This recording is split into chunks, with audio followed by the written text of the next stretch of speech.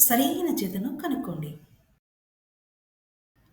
ఆధారాలు: ద్వారక, పూరి, అయోధ్య, మధురై, కాశీ.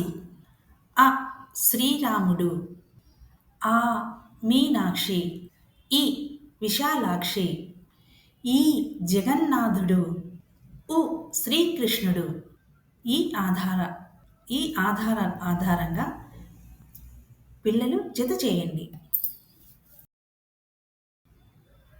ద్వారక ఉ శ్రీకృష్ణుడు, పూరి ఈ జగన్నాథుడు, అయోధ్య ఆ శ్రీరాముడు, మధురై ఆ మీనాక్షి, కాశీ ఈ విశాలాక్షి.